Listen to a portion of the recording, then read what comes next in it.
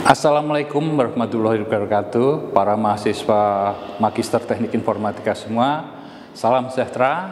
Hari ini saya akan memberikan kuliah pertemuan pertama mata kuliah Enterprise Resource Planning atau ERP.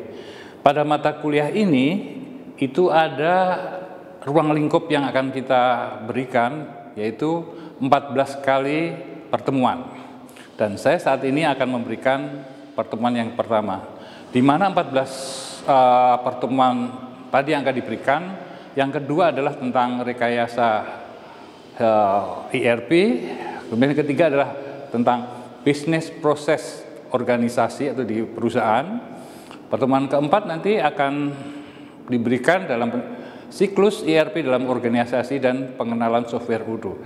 Pada tatap muka keempat ini nanti para mahasiswa sudah harus akan mendownload software Odoo yang ini menjadi bagian di dalam mata kuliah ERP ini, menjadikan bagaimana praktek mengoperasikan software Odoo ini sebagai bagian dari keterampilan di dalam mata kuliah ini.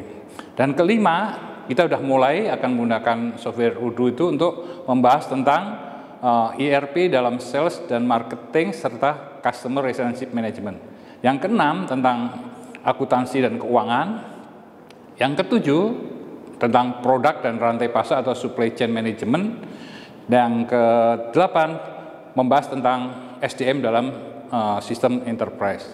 Dari keempat mata kuliah ini nanti yang kesembilan itu akan kita melakukan analisis risiko di dalam perusahaan, di mana software ERP ini menjadi bagian yang akan menjadikan proses menganalisis risiko di dalam quality.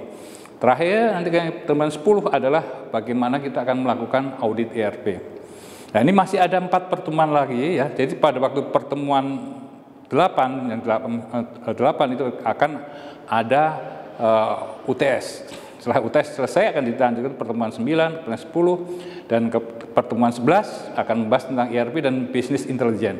Nah, di Business Intelligence ini menjadi paket peminatan bagi mahasiswa Magister Teknik Informatika di dalam menentukan nanti judul tesisnya. Jadi kita di Magister Teknik Informatika itu ada 2 peminatan, yaitu komputer cerdas dan Business Intelligence.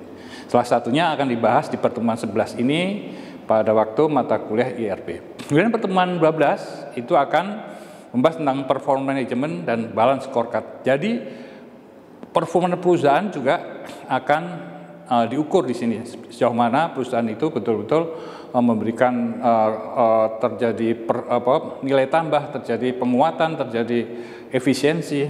Nah, kemudian ke-13 ini adalah sangat penting, di mana knowledge management dan sistem enterprise itu menjadi faktor pendukung di dalam mengembangkan perusahaan. Yang terakhir di pertemuan 14, mahasiswa nanti akan mendapatkan tugas, yaitu project dengan judul Inovasi Kolaborasi Pengelolaan Perusahaan Berbasis Teknologi Digital Praktek dan Aplikasi Odoo. Jadi Odoo ini menjadi satu aplikasi di dalam pengelolaan manajemen. Dan Odoo ini adalah aplikasi yang sudah sangat murah ya dibandingkan pendahulunya. Kemudian salah satu mahasiswa harus memahami tentang konsep ini, harus paham tentang sumber resource atau pustaka, yang wajib ada 2 dari punyanya Brady, konsep Enterprise Resource Planning.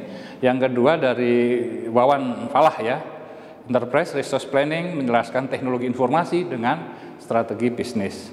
Sedangkan silahkan dilihat di sana ada sumber informasi lainnya yang didapat di internet. Itu sudah saya tunjukkan, ada 6 yang wajib dibaca oleh mahasiswa pada waktu mengambil mata kuliah ERP ini.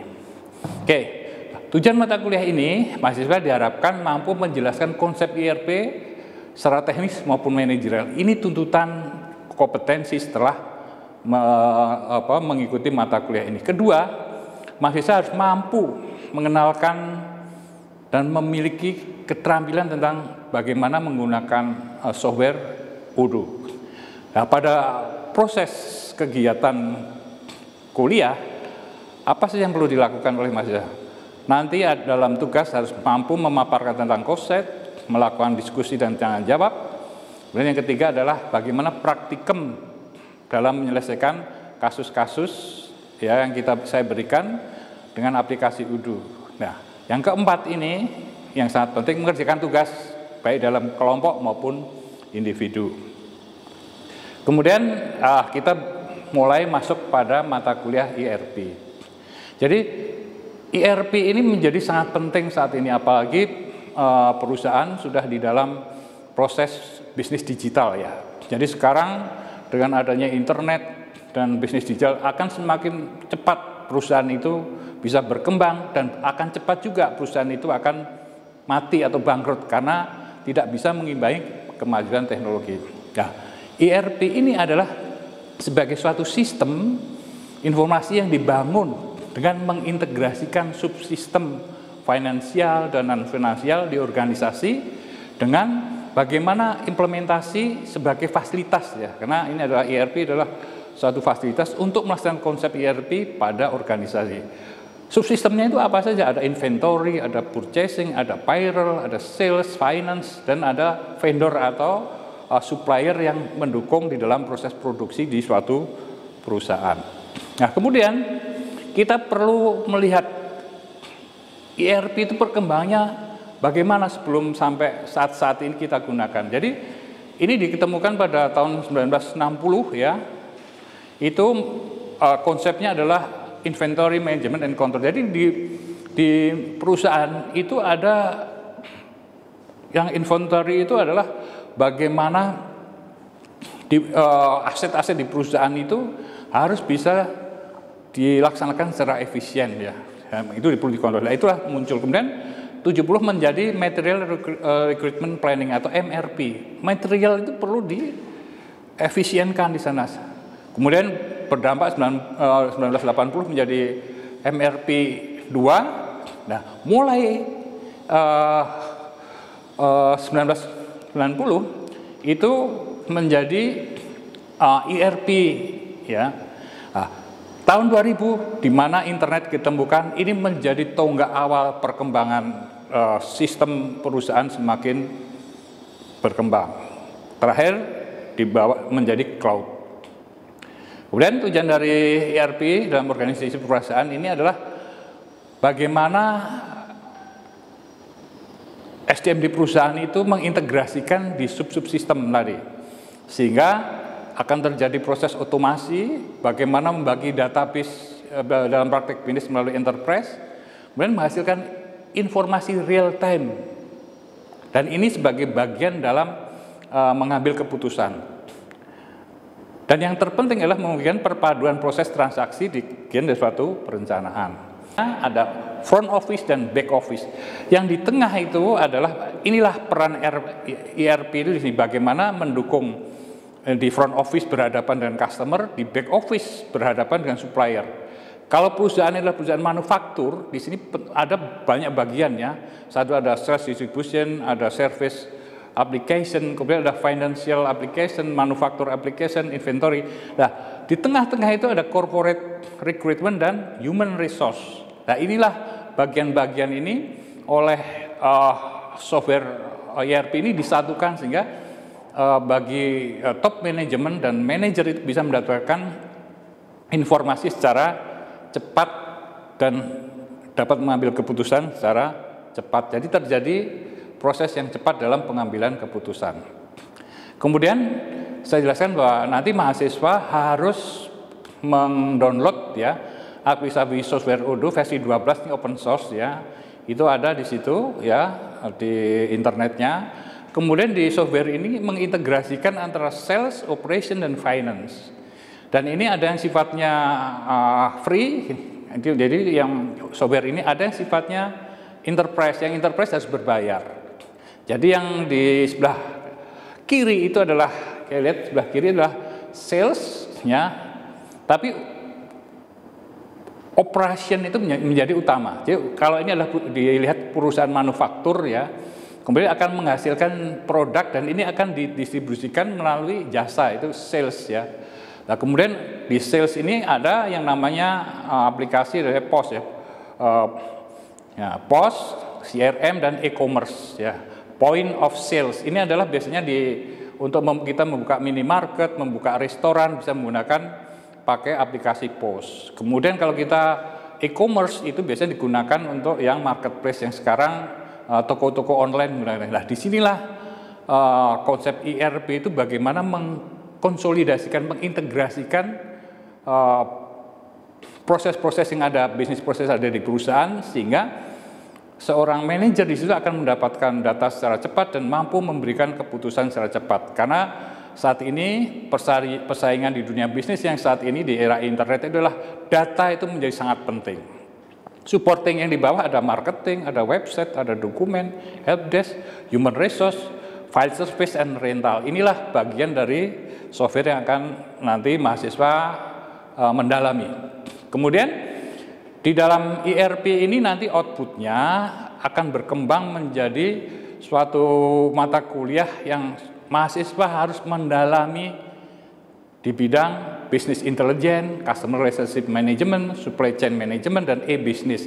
Inilah bisnis di era informasi. Kemudian apa value implementasi dari ERP? Satu adalah untuk meningkatkan produktivitas, mengurangi biaya operasional, mengurangi risiko, kemudian meningkatkan kolaborasi antar bagian. Tadi yang kita gambarkan di perusahaan itu banyak departemen bagian, ini mengintegrasikan sehingga pimpinan punya CEO ya, CEO itu mudah mengambil keputusan untuk bagaimana melakukan suatu strategi bisnisnya, bagaimana melihat peluang bisnisnya dan melihat posisi perusahaan di mata pesaing lainnya. Kemudian cost benefit dari analysis of ERP itu apa? Jadi benefitnya bahwa real time data untuk mengambil keputusan itu benefitnya karena sudah tersistem. Kedua, lebih mudah melakukan monitoring dan kontrol karena bisa di hadapan komputer kita melihat aktivitas dari bagian-bagian yang lain, sehingga disitulah terjadi efficient operation. Cost-nya apa? Bisa menekan annual cost, yang cost-nya tinggi, ini masih tinggi di situ akan kita tekan. Kemudian tentunya biaya-biaya ini akan menjadi perusahaan semakin efisien, produk yang dijual harganya akan semakin murah, dan tentunya ini akan memenangkan di dalam proses persaingan di pasar. Inilah cost benefit belajar tentang ERP ini. Jadi saya harapkan mahasiswa nanti pada waktu mempelajari ini ya, itu apa yang saya sampaikan tadi betul-betul didalami dengan baik. Jadi ada cost benefitnya di sini. Inilah di mata kuliah ini butuh satu, mahasiswa harus selalu melakukan diskusi di kelas, begitu ada tugas harus diskusi, kemudian harus selalu mencari informasi di internet. Dan di internet banyak. Kalau kita masih kurang informasi, bisa buka di YouTube yang berkaitan dengan ERP ini. Ini akan menambah pemahaman mahasiswa tentang konsep ERP secara mendalam, dan ini outputnya kalau dikuasai dengan baik, saudara di posisi magister itu menjadi manajer level menengah yang mampu memberikan data kepada atasan, kepada bawahan, sehingga konsep organisasi akan semakin efisien, dan tentunya ini menjadi organisasi yang mampu bertahan dan bisa menghadapi persaingan di era informasi ini dengan baik. Terima kasih para mahasiswa semua sudah mengikuti paparan saya, dan ini saya pesankan kepada mahasiswa, ini pertemuan pertama ini sebagai pembuka wawasan, dan tadi ada 14 lagi ya, ada 13 lagi pertemuan, dan ini kalau nanti diikutin semua mata kuliah ini, para mahasiswa nanti dipersiapkan menjadi manajer level menengah yang betul-betul paham tentang culture di perusahaan, bagaimana membangun komunikasi dengan baik, dan tentunya karena sebagai magister teknik informatika paham betul tentang sistem, karena sistem ini berbasis algoritma ya. Algoritma ini menjadi bagian dari percepatan proses mengambil keputusan, dan tentunya tidak semua orang di perusahaan paham tentang internet. Peran kalian sangat penting di sini, membantu top manager, middle manager, dan front ya, back office-nya dan front office menjadi bagian yang terpenting. Saudara ada di tengah-tengah ini yang menjembatani semuanya itu. Terima kasih atas perhatiannya. Tetap semangat, terus belajar. Jangan lupa berdoa ya, dan tetap mengerjakan tugas dengan baik. Karena tugas juga penting ya, dan inilah sebagai bagian kalian semua untuk mendapatkan kompetensi, keterampilan, pengetahuan di dalam kuliah Enterprise Resource Planning. Terima kasih. Wassalamualaikum warahmatullahi wabarakatuh.